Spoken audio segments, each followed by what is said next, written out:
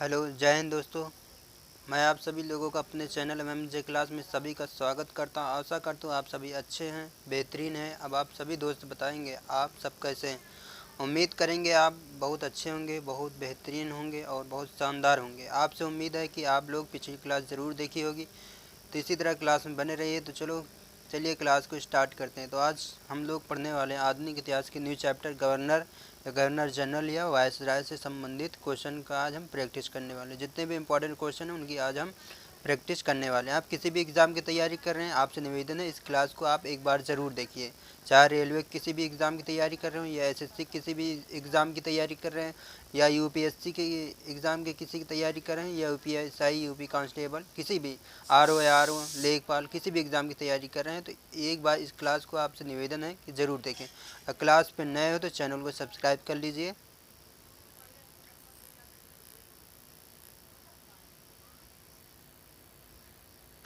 Please आपसे निवेदन है इस क्लास को एक बार ज़रूर देखिए। आप चैनल पर नए हो तो चैनल को सब्सक्राइब कर लें।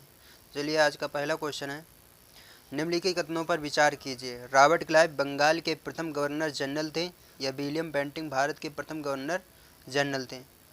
तो आपका ऑप्शन बी सही रहेगा। विलियम बेंटिंक भारत के प्रथम गवर्नर जनरल थे, तो आपका ऑप्शन बी सही रहेगा। अगला क्वेश्चन है, भारत में ब्रिटिश साम्राज्य का संस्थापक कौन था। भारत में ब्रिटिश साम्राज्य का संस्थापक कौन था।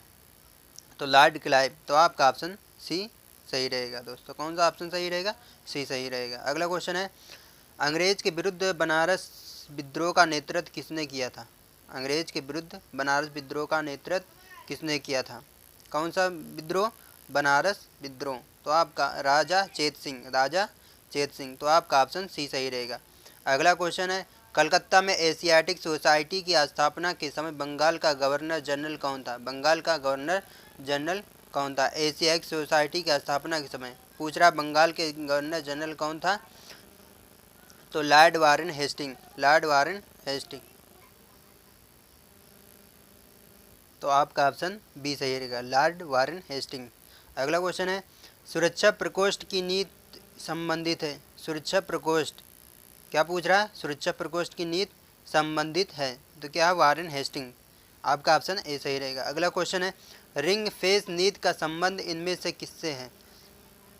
रिंग फेस नीति का संबंध इनमें से किससे है। तो आपका ऑप्शन सी सही रहेगा, वारेन हेस्टिंग, वारेन हेस्टिंग। तो आपका ऑप्शन सी सही रहेगा। अगला क्वेश्चन है, निम्नलिखित में से किसने बंगाल में द्वैध शासन प्रणाली को समाप्त किया था। कौन सी प्रणाली, द्वैध शासन प्रणाली। कहाँ पे, बंगाल में।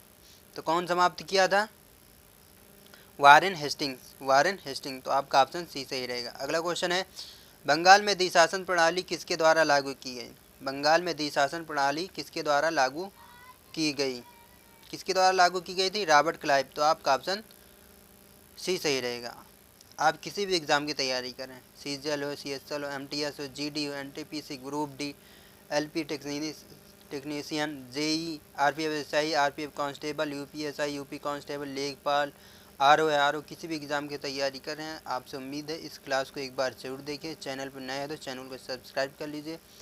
अगर क्लास अच्छी लगी हो तो कमेंट करके ज़रूर बताइएगा। अगला क्वेश्चन है, किस गवर्नर जनरल पर महाभियोग का मुकदमा चलाया गया है।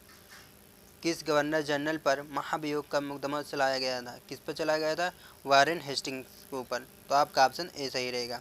अगला क्वेश्चन है, निम्नलिखित में से किस पर ब्रिटिश संसद में महाभियोग का मुकदमा चलाया गया था। तो वारेन हेस्टिंग पर चलाया गया था। तो आपका ऑप्शन सी सही रहेगा।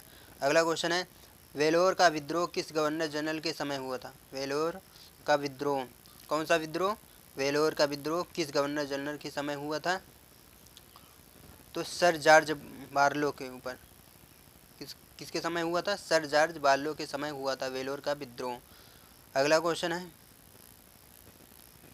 भारत में न्यायिक संगठन की स्थापना किसने की थी। भारत में न्यायिक संगठन की स्थापना किसने की थी।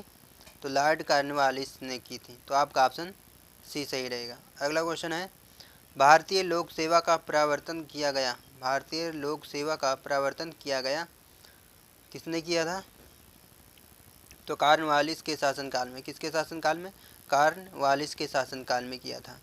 अगला क्वेश्चन है 18वीं शताब्दी के उत्तरार्ध में किसे प्राय कंपनी बहादुर की शान शौकत का स्थानीय प्रतिनिधि कहा जाता?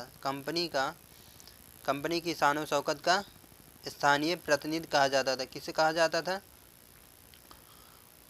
तो दरोगा को। किसे कहा जाता था? दरोगा को शान शौकत, कंपनी बहादुर की शान शौकत का स्थानीय प्रतिनिधि कहा जाता था। तो आपका ऑप्शन बी सही रहेगा। अगला क्वेश्चन है लॉर्ड कॉर्नवालिस की कब्र कहाँ स्थित है? लॉर्ड कॉर्नवालिस की कब्र कहाँ स्थित है? तो गाजीपुर में स्थित है। तो आपका ऑप्शन ए सही रहेगा। अगला क्वेश्चन है लॉर्ड वेलेजली द्वारा लागू की गई सहायक संधि व्यवस्था के बारे में निम्नलिखित में से कौन सा कथन लागू नहीं होता? कौन सा कथन लागू नहीं होता? तो कौन सा कथन नहीं लागू होता था? कंपनी के लिए एक नियत आय का प्रबंध करना। तो आपका ऑप्शन सी सही रहेगा। कंपनी के लिए एक नियत आय का प्रबंध करना, यह आपका ऑप्शन सही रहेगा। अगला क्वेश्चन है लॉर्ड वेलेजली की सहायक संधि को स्वीकार करने वाला पहला मराठा सरदार कौन सा? पहला मराठा सरदार कौन सा था? तो Peshwa Bajirao second. Peshwa Bajirao second. Lord Wellesley की सहायक संधि को स्वीकार करने वाला पहला मराठा सरदार कौन था? पेशवा बाजीराव। तो आपका ऑप्शन ए सही रहेगा। अगला क्वेश्चन है 1802 ईस्वी के बंसीन की संधि, कौन सी संधि? बंसीन की संधि पर हस्ताक्षर किसके मध्य हुआ था? किसके मध्य हुआ था? तो अंग्रेज तथा बाजीराव सेकंड के बीच में हुआ था। अंग्रेज तथा बाजीराव सेकंड के बीच में हुआ था। आपका ऑप्शन बी सही रहेगा। अगला क्वेश्चन है सहायक संधि को स्वीकार करने वाला पहला शासक था। सहायक संधि को स्वीकार करने वाला पहला शासक था तो कौन था? अवध का नवाब। तो अवध का नवाब। तो आपका ऑप्शन ए सही रहेगा, अवध का नवाब। अगला क्वेश्चन है सहायक संधि को किसके काल में क्रियान्वित किया गया? सहायक संधि को किसके काल में, क्या पूछा होगा? किसके काल में क्रियान्वित किया गया था? किसके काल में क्रियान्वित किया गया था? तो लॉर्ड वेलेजली के। तो आपका ऑप्शन भी सही रहेगा। अगला क्वेश्चन है निम्न में से सहायक संधि स्वीकार नहीं की थी। सहायक संधि स्वीकार नहीं की थी तो दिल्ली के शासक ने, बागी हैदराबाद के निज़ाम ने, इंदौर के होलकर राज्य ने, जोधपुर के राजपूत राज्य में, ये मतलब यहाँ पे सहायक संधि स्वीकार कर ली थी। अगला क्वेश्चन है आपका 22 सहायक संधि व्यवस्था को स्वीकार करने वाले प्रथम भारतीय देशी शासक कौन थे? सहायक संधि व्यवस्था को स्वीकार करने वाले प्रथम भारतीय देशी शासक कौन थे? तो कौन थे? बी हैदराबाद के निज़ाम। तो आपका ऑप्शन बी सही रहेगा दोस्तों। कौन सा ऑप्शन सही रहेगा? हैदराबाद के निज़ाम, ऑप्शन बी। अगला क्वेश्चन है भारतीय राज्यों पर अंग्रेजी प्रभुत्व स्थापित करने के लिए किसने प्रशासन में सहायक संधि प्रणाली का सूत्रपात किया था? किसने सूत्रपात किया था? तो लॉर्ड वेलेजली ने। लॉर्ड वेलेजली ने सहायक संधि प्रणाली का सूत्रपात किया था। अगला क्वेश्चन है ईस्ट इंडिया कंपनी का राजपूत राज्यों से सहायक संधि करने का मुख्य उद्देश्य था। सहायक संधि का करने का मुख्य उद्देश्य था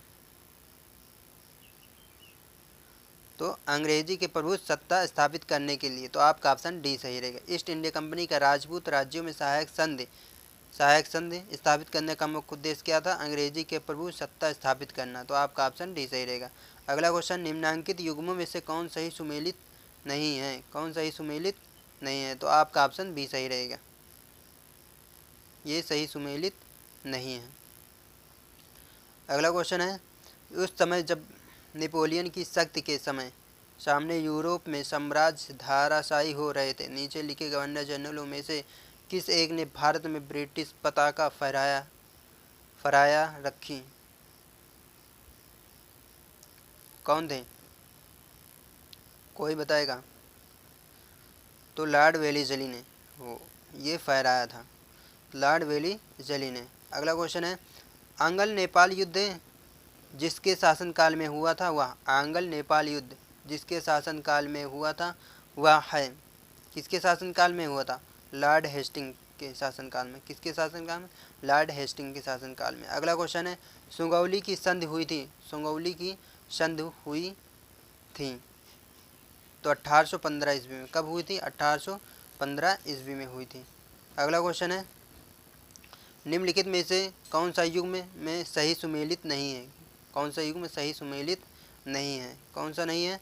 तो लॉर्ड कॉर्नवालिस, तृतीय अंगल मराठा युद्ध, ये सही सुमेलित नहीं है, तो आपका ऑप्शन डी सही रहेगा। अगला क्वेश्चन है, तृतीय अंगल मराठा युद्ध संबंधित है, किससे संबंधित है? ये देख लीजिए, वही क्वेश्चन का ये आंसर दोनों मिल जाएगा आपका। तो लॉर्ड हेस्टिंग से। किससे संबंधित है? लॉर्ड हेस्टिंग से। तृतीय अंगल मराठा युद्ध संबंधित किससे है? लॉर्ड हेस्टिंग से। यहाँ का पूछ रहा था तृतीय अंगल मराठा युद्ध किससे संबंधित है? कॉर्नवालिस दिया, तो ये आपका सही सुमेलित नहीं था।